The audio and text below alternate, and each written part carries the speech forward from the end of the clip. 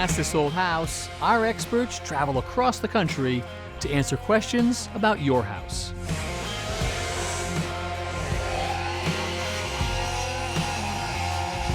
Today, Lee shares his snow removal tips to prepare for the coming winter. I got magnesium chloride, which is much better for the environment and much better for the pets. Then, Mark shares his list of go-to masonry tools. You can see I've got a nice edge on it. And on Build It, Tom is ready to upgrade the workspace by building a miter saw station. Now we even got the wheels, we can roll it back. That's all coming up next on Ask This Old House.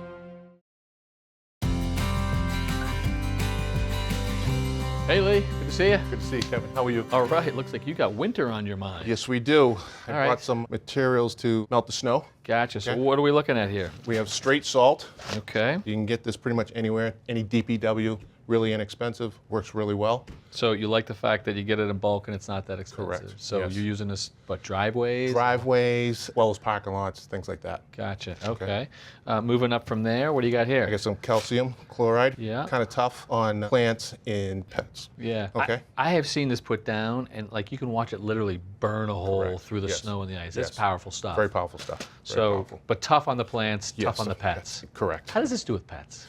They don't like it, but it's salt. They get salt in their own diet, so there you go. You know, Gotcha. And the third one you got for us? I got magnesium chloride. Magnesium chloride. Which is much better for the environment and much better for the pets. Okay, so Okay. this is the stuff that if you do have pets that are sensitive or Yes. shrubs nearby, and what surface are you putting this down on? I would do my walkways as well as my driveways, any surface you need to. Gotcha. Okay. Do you use just one, or do you sort of mix and match? I mix and match. I'll use the salt mostly, and then we'll use this over here. The Depending on magnesium. surface and clients and all that. Correct. And spraying? What are you using with the spray bottle? I have a spray here. It's non-stick. Oh, look at that. So what I like to do is we like to spray the machines as well as the outside, as well as the inside, you know, augers and all that thing, spray that. So that heavy, wet snow that tends to build up, Correct. this is going to help you prevent that. Yes, It's going to slide right off or fly right off. Exactly. Beautiful. And is this the kind of thing that you would spray on a shovel as well? Yes, I will. I have some shovels over here. What'd you bring us? I brought a smaller shovel, which is for speed. Is this your go-to? Yes, go-to shovel right there. We spray that as well. So plastic scoop. Yes. This is for moving, lifting, tossing, Correct. the whole deal. Yes. Gotcha. And you guys, you guys use it a lot. We use it a lot. The go-to one. All right. Got it. All right. What else did you bring us? And then I brought a bigger one. This When is are you great using for that? This one's great for like pushing the driveway, you know, taking your time. Yeah. You know what I mean? Just getting it done. No Like- heavy lifting. You're not going to do the stairs with this. You're going to do maybe a flat surface driveway, things like that. Pushing it as opposed to sort of lifting and throwing. Correct. Correct. Gotcha. Okay. So shovels out of the way. You brought us a snow blower. Yes, I did. What do you got? What do you have there? This one here has paddles. Uh-huh. Smaller machines, a paddle ones here. Here are the paddles. This is a paddle right Yeah. here. I've not worked with one of these. So this, Okay. can I get underneath here? Sure can. So this is going to spin. That paddle is Correct. going to move the Yep. snow up and out through here. Yep. So this is the leading edge that's going to scrape sidewalk. Correct. Nice Yes. clean finish. Nice clean finish on it. Gets right down to the pavement, whatever you need. I've got the auger type, the big Yes. metal one. Yes, This very is a little popular different. machine too. But this one here is a paddle. This dot here on here tells us, Kevin, that it's worn out, so it's time to change the paddle. So this is the leading edge that hits Yes. the ground, and you're saying Correct. it's going to wear this way. Yes. It gets to there, you're done. Yes, exactly. Who changes that? I would go to a small engine repair shop. They'll be glad to do it for you. Sure you they know? would. Absolutely. Okay. All right. So in terms of maintenance, this is Yes. this is gas powered, right? Yes, it is. Gas powered. So it has a spark plug. Want to check the oil? Yep. Okay. Where's the oil? Oil's back here. What are you Nice looking gold for? color. I want a nice gold color. So you want to clean? Yes, nice and clean. This is nice and clean, so I wouldn't bother with this. Okay. Okay. And spark plug. We got a hatch up here. There's a spark plug in here. You got it disconnected, which is Yeah. why I can put my hands down Sure. there. What are you thinking about in terms of spark plugs? Okay. This one here has a little bit of a carbon buildup, so I would probably replace this. The carbon being this Yes. black discoloration up Correct. there. Yes, That around the needs spark plug yeah. itself. Generally speaking, you get how long You out? probably get about a season out of a spark plug. Gotcha. Okay, maybe 2 seasons out of changing the oil, but a season at least out of the spark plug. Not bad. Pretty easy to actually Yes. maintain. Yep. Nice to have them working when the snow comes. Correct, exactly. So moving snow and salt, all different variations. Mm-hmm. Looks like you're ready to go. Ready to go? All right. All right. Thank you. I'll see you early. Your Hold first on. driveway done? Always. Good man. All right. Got a call the other day about a homeowner running out of hot water, and we came and found this relic, this sort of unicorn. This is a copper water heater. Most water heaters are made out of glass-lined steel. And this was a company called Traeger Custom Copper. And this tank has been here a long time. If you look down at the rating plate, you can see that it was made at John F. Kennedy Airport, IDL, not JFK Airport. Well, John F. Kennedy Airport became the airport in '63. It used to be called Idlewild. For this plate to have the new name, but the old airport code of IDL, it would have to have been made in the '60s. So this water heater could be 60-something years old. A lot of things last 60 years and do fine. Most water heaters don't. Most water heaters will last about 8 years. This has been about 60 years. Now what's happened over those 60 years, lime, scale, calcium, magnesium, has settled probably down into the bottom of this tank right here. So it's actually acting like an insulation blanket between the burner and the tank filled with water. I'm not sure I know any plumber that would be brave enough to get inside there and try to flush it out because the risk of it leaking would be too great. So sadly, I think even though the tank shouldn't leak, I think it's time for the homeowner sadly to have to say goodbye to this and find an alternative. Now it might be, nowadays it might be an instantaneous gas-fired unit right here, or it could be another tank type water heater. You know, people often say to me, well, how come they don't make a water heater that lasts? This company, Traeger, made a water heater that lasted, what, 60 years? And guess what? They're out of business.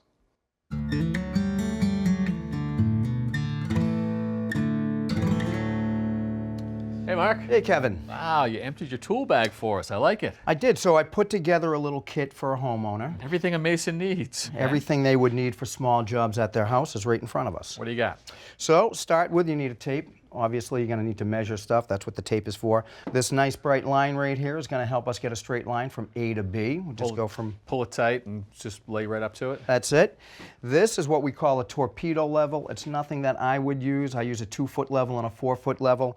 But for a homeowner, a torpedo level is perfect. Gotcha. All right.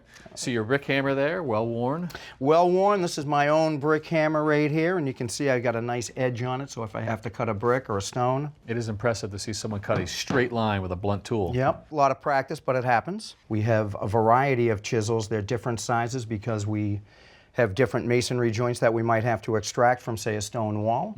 They vary quite a bit. Right, and the big boy. The big boy right there, so if you got to do any chopping into cement or even a brick mortar joint, that's going to be the guy. This orange protector right there is going to stop you from getting hurt if you do miss. Yeah, more than once, right. That's right. So we're talking mostly demo and cleanup there, and then we've got application here. That's right. This is what we call a finish trowel. So if you had to repair any of your concrete work around the house, a patio or a walkway, after you got the cement in, you'd smooth it off with this guy. Okay. This right here, of course, you know that is your brick trowel. So if we were doing step repair or even a stone wall repair, this is our tool. This is a 10-inch trowel. That's very typical of what even a mason would use. This trowel, again, you can see it's much smaller, but you can see that angle in there. That's going to allow us to get into all the nooks and crannies that we need to. Right. This right here is called a margin trowel. Again, some of the stone joints that we are going to be taking out and putting back are wide, so that tool will come in handy. So we've seen you use them by themselves, but then we've also seen you use them in combination, two tools as one. That's right. Fill it up with mortar, push it in with the, well, push it into the joints. Yep. Jointer, right? So this is a jointer, very simply. And again, you've seen me do it a million times. I'll go in and I'll fill the joints. But this edge right here is also what we call a slicker. So the final pass that we make on that mortar joint is going to be slicked. That's going to protect it from the water and the rain. Seal it up. Seal it up nice. Clean up. Clean up. This is a harder bristle right there. So I'm going to clean up the floor. That's what I'm going to want to use. It is soft there. But that soft brush right there, that's what I'm going to use on my final brickwork. I'm going to brush that work down. That's why I want the soft bristle. Wipe off the, you guys call them the, what do you guys call them? We call them snots. Right, wipe off the snots. Yep, yep. Favorite Always part. love to say it, yep. Love it. More cleanup, obviously. More cleanup, my favorite tool, the sponge. Everything looks neat and clean when you're done. Gotcha. Yep. These rubber mallets right here, they're perfect for brick walkways that are based in sand. Yep. Sometimes they settle, so we'll pick the brick up, we'll put down more sand, tap, tap, tap with a rubber mallet. That way we don't damage the brick, right? And then, oh my goodness. So this is literally a baker's tool, but this is what guys are using today, and it's very easy for a homeowner to use. Instead of you and I taking these tools to join up a wall, All you do is dump the mortar into that bag, and you use it just like a baker. So it's a pastry bag. It's a pastry bag. I've literally seen it used before. I mean, we did this down in Carolina. And Yeah. guys were just squeezing it into all of the joints. That's right. It was So remarkable. super time saver. Do you consider it cheating? I mean, you're old school. So a little bit old school, but I'll tell you what, I'm kind of into it. So You are? Yep. You've got one in your bag. The speed is just incredible. So more efficiency. You're evolving. Got to go with it. Yes. All right. Evolving. Speaking of old school, I don't see you use this very often. So, yeah, you're right again. Not a huge glove guy. I like to feel the material as I go along, but these gloves, you can see they're form-fitting. That's rubber right there, so easy grip, but it forms around the hand, you know, tightly, and the guys seem to really get along with it. So eye protection, obviously, metal hammers on stone. You don't Yep. want anything flying back at you, and a lot of dust. a lot of dust. So protect yourself. These 3 items are going to do that. That's going to protect you from the dust. This is going to protect the eyes, and then, of course, the gloves. Dust from cutting, but also from mixing. Right. And I've never seen you on a job site without 1 or 6 of these. Okay, kicking around. so more evolution in our business. I used to have to put the sand, then add the mortar, then mix that all together, add water, then I had my product. Right now, as you know, everything is pre-mixed in a bag. Dump it into the tub, add water, and you're good to go. Makes it nice and Yeah. simple. Okay. So if a guy like me were to wanting to do some projects around the house, if I bought what's on this table and around me, have I got what I need for the basic projects? Definitely. Everything right here is going to get you good to go. You can do anything. Cool. All right. Well, good information. Thank you. You got it, Kev. How am I doing? Up here. Okay. Oh, no, you look great. Yeah, that's my acid brush. So. Ooh, check your lip. It's gone.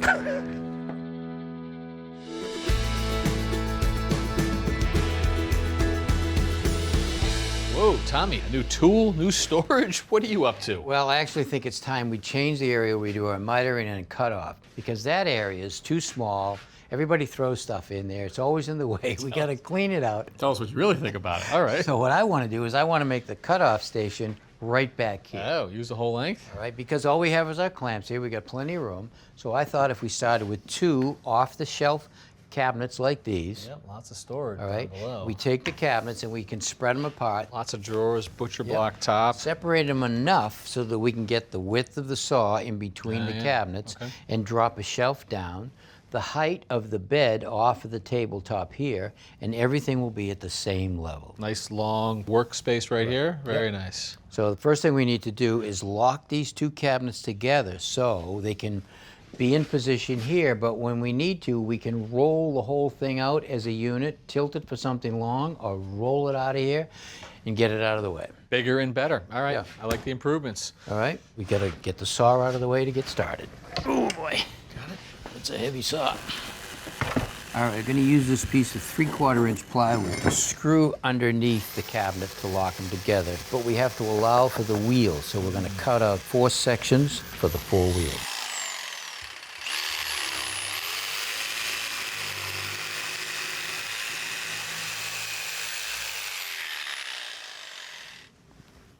So we've cut the slots for the wheels. We've drawn a line where the side of each cabinet's gonna go. Now we're gonna just put a temporary spacer in here so that when we screw the bottom to the cabinet, this will hold the space between the 2 cabinets equal.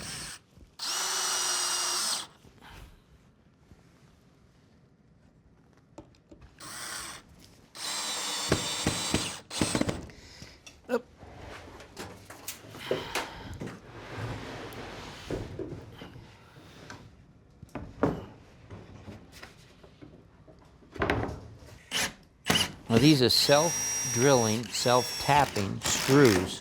Go right into the metal cabinet.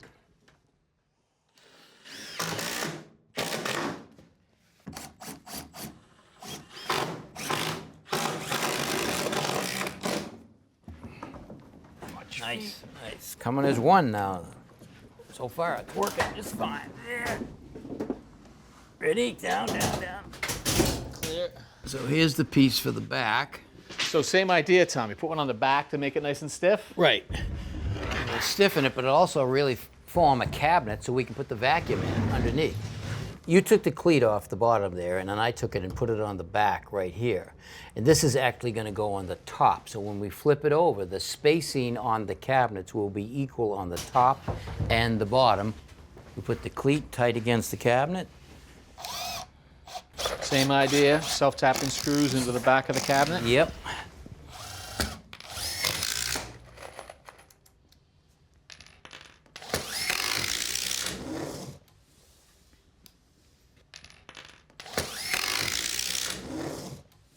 Two, three. Look at that. Bad at all. I think I carried all the weight, but it was nice having you. Yeah, well, you do seem to have a little more weight.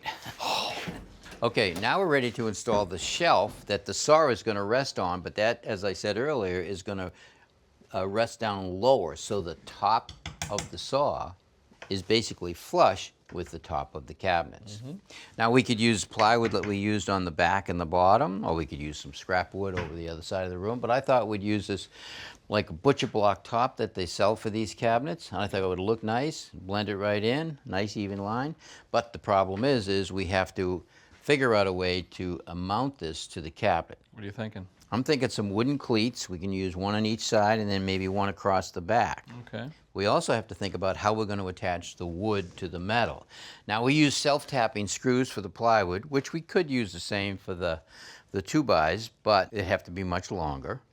Another way we could do it is drill some holes through the 2x into the cabinets and use some nuts, bolts, and washers. Right. Problem with this is the cleat is going to almost line up with all this hardware in the cabinet, like all the drawer runners, and there's some other stuff going in there. And we got to be able to reach our hand in there to put the nuts and washers in, and I definitely don't want to drill a hole or damage the runners at all. So I want to use this little thing right here. This is a threaded riveted insert. It's threads on the inside that will match the threads of the bolts that we want to use, and they screw right on there like that. All right, so we put 4 temporary legs here to hold our cleat at the right height so we can pre-drill some holes.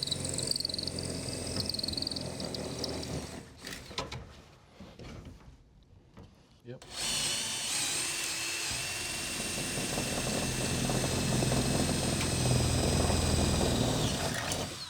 What is this magical piece of equipment? Works just like a rivet gun. The only difference is that instead of a standard rivet, this is a threaded part that you screw the threaded insert rivet into. You screw it in like that. You see this part of the knurled part of the rivet head right there. When I pull this together, watch that compress. See it? Oh yeah, and so the metal of the cabinet will be between the front and that bulge that's happening. Exactly. So I keep pulling it. Oh. See there? See that? That holds the rivet head that's threaded on the inside onto the cabinet. There you go.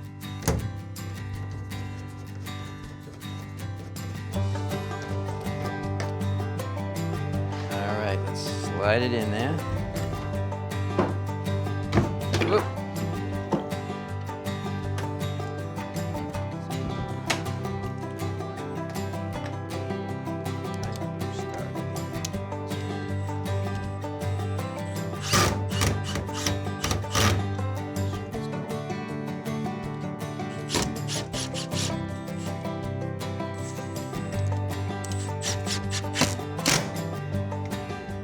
So we'll drill a couple of holes through the cleats in the front to hold the front down.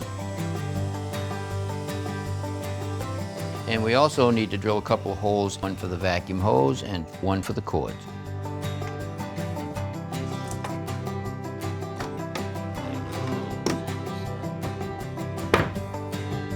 All right, so we got 3 screws that are going to go in the back. And I got 2 screws that I'm going to drive up into the front.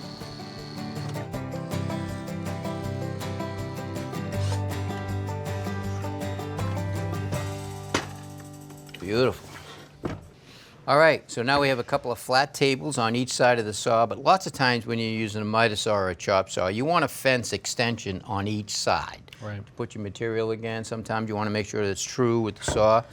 So if we use some 1x3 right here and hold it up, line it up, and attach it to the table, That's good, and there's all kinds of ways we can do it, but I really don't want to screw it down because I like the fact that we have a nice table to work with when we need it. You don't screw it down, though, it's going to move all over the place. Well, we could use a biscuit like this, put some slots in the table, but a biscuit, like I have a couple of slots here, this biscuit here, and that slot there lines up, but it's not very strong. Right, and so that's just a slot on the top part, and you put a slot which is in the table right there. Yep.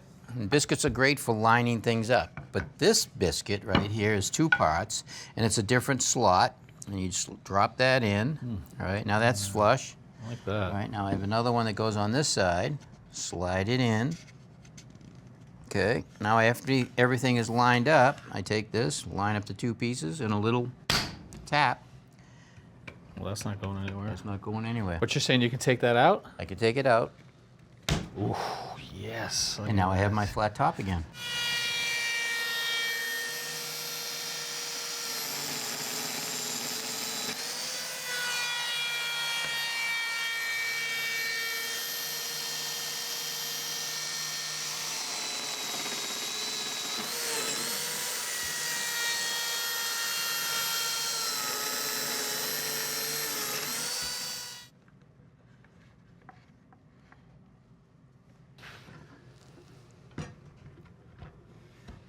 Ready? Wait Going a anywhere. second, huh? Not going anywhere unless Unless you pull it off. you want it to. Yeah, now we have a nice flat surface again. All right, we've mounted this aluminum track right on top of the fence right here. And in the top of this metal channel, there is actually a recess that we can attach this tape right into it, and it will sit flush with the top edges of the groove. It sticks down, we have to line it up with the saw to calibrate where it needs to go. And then we have this piece here that will mount on top of the track, slide back and forth to any measurement that we want. We stop it, lock it in, take our pieces, put it right up against it, and every piece will be exact every time we cut it. Love it. All right, so I painted up all the exposed wood black so it blends right in. Beautiful. We got the fence, we got the tape, we got the stops. Awesome. We got it all. Now we even got the wheels, we can roll it back. Yeah, rolls is one big piece. Let me just plug it in. So this will give us power to the entire cabinet as well as the saw and Vacuum vac. keep it clean too. Look at that time when we finally have ourselves a proper miter station. And look at all the storage. A lot of storage. Now all we gotta do is find somebody to organize all this stuff that we got. Very nice. All right. Well, that project is done, but we've got more coming up next time. So until then, I'm Kevin O'Connor I'm Tom Silva. for Ask This Old House. Someone to organize it? Not me. Next time on Ask This Old House, Heath shares what generator options are out there and how to make the best selection for your home. Then, ready to open this can of worms? Jenn shares the benefits of worm farms and how to create one at home. Plus, Morrow heads to Tulsa to help a homeowner paint her original front door. All that on Ask This Old House.